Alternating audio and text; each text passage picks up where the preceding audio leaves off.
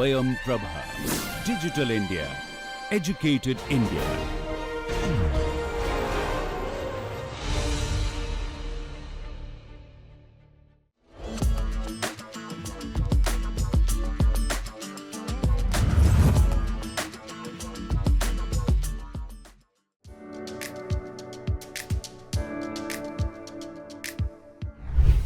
In today's interconnected world, partnerships between Indian and foreign universities hold great promise for creating centers of excellence that foster innovation and academic growth. A recent example is the collaboration between UPES and the UK's University of Law to launch a Centre of Excellence focused on research in artificial intelligence and ethics. The partnership also includes a student mobility program for international exposure, formalized through a signed MOU. The signing of the MOU for me is the logical conclusion of what we've been doing actually in small steps for the last 4 years. And I think this is bringing to fruition the relationship we've been building over that time, and it's taking it to another level. I think for the University of Law, we already offer study abroad options to students. We offer campus mobility within the university already. So, for example, at the University of Law, if you're a student studying in Birmingham and for personal or other reasons you need to move to Manchester or to London, at the end of a semester we have a campus switch program and you can move campuses. The logical step for that student then is, could I study abroad? And so, yes, this MOU envisages students both from UPS in India, but also students from the University of Law in London or any of our other campuses also having a semester abroad, or possibly a full year abroad, depending upon the program and the mode of study.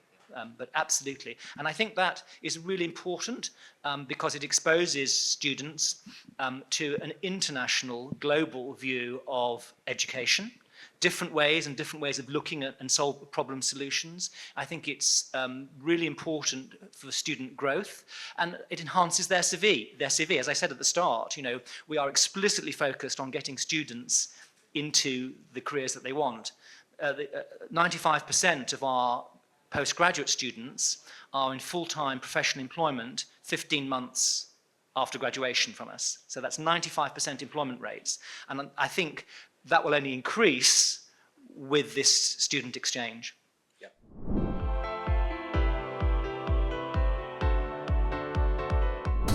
Obviously, we have a shared legal heritage. And so the principles of contract law, the principles of the law of tort, of equity and trusts, are identical. The principles are absolutely the same. So I think that's a very important point.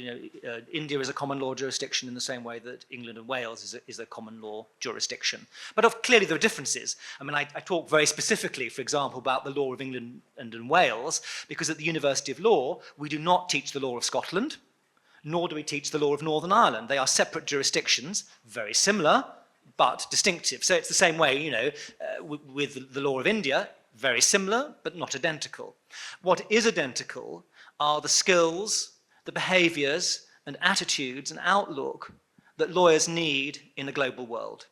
So the emotional intelligence, the ability to empathize with the client, the ability to stand up in court and plead your case on behalf of a client, the ability to negotiate, the ability to do legal research, the ability to draft documents. I could go on. I mean, this is not a lecture. I should stop, I should say. But the skills, the behaviors and attitudes are identical.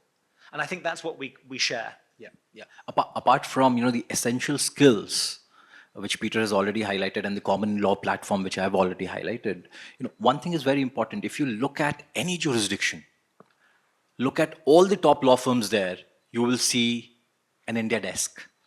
So therefore, if we have to prepare our students to work in every other jurisdiction, this kind of a collaborative effort is required, and they must have a platform where they can learn these essential skills. I've stopped using the term soft skills, because these are no longer soft skills. These are essential skills. Unless and until you have it, you can't really progress professionally.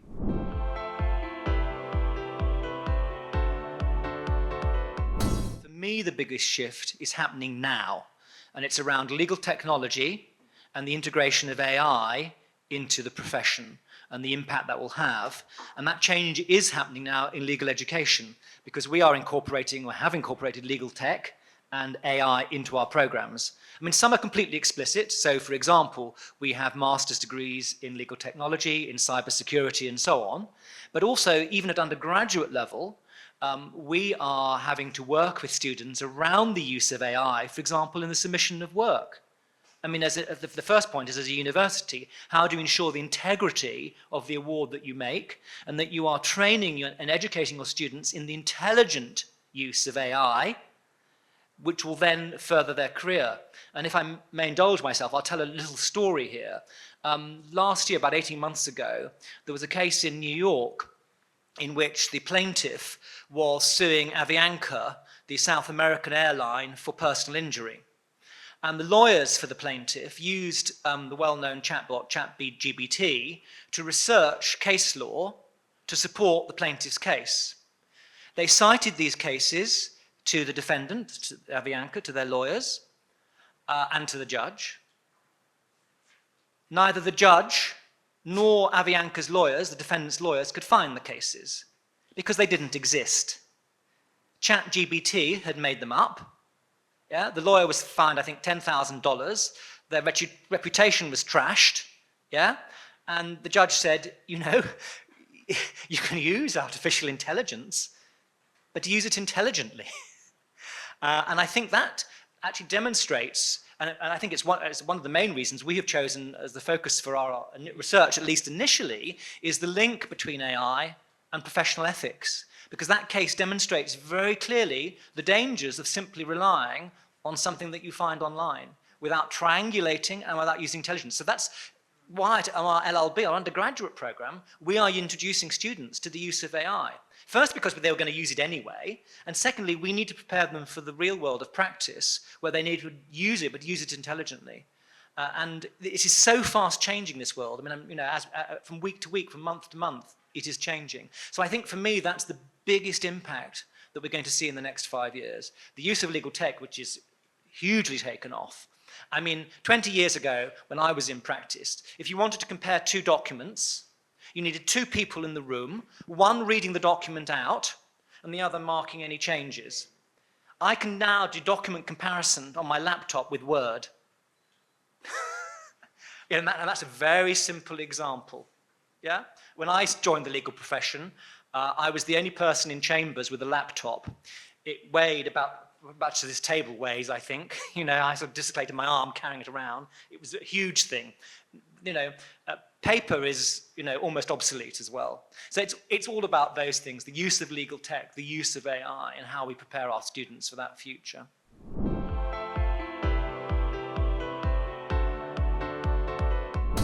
My prediction is, you know, is you get lawyers behaving like robots will be replaced by robots. Yeah? And therefore, you have to demonstrate as a lawyer what additionally is it that you are adding.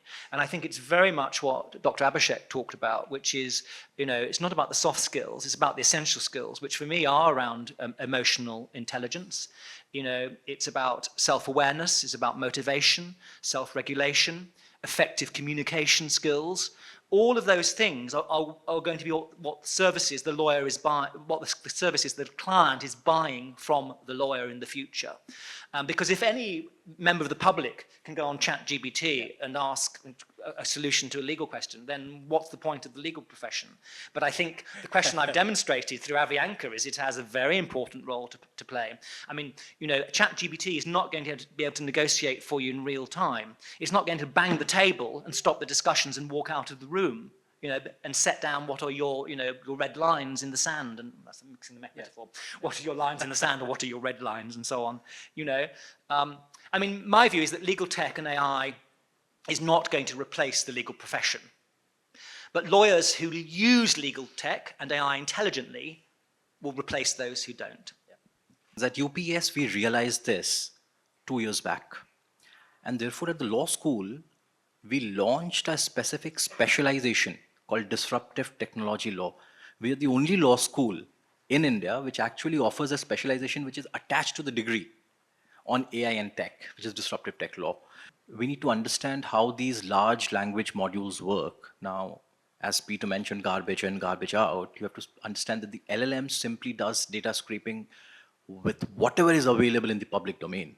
So of course, it may hallucinate, it may give you wrong information, it may give you fabricated information, incorrect information. So the real issue for universities and people who are using the Gen AI platform is verify it, cross-check it. And also it's a tricky one for university. Should we allow our students to use it or not? And as a university, we have taken a call that we don't want to restrict use of Gen AI. Indeed, AI is transforming campus operations, teaching, and innovation. To build a future-ready academic ecosystem, it must be adopted ethically and strategically. Collaborating to create centers of excellence can drive research, innovation, and talent development, benefiting India and its global partners in a knowledge-driven world.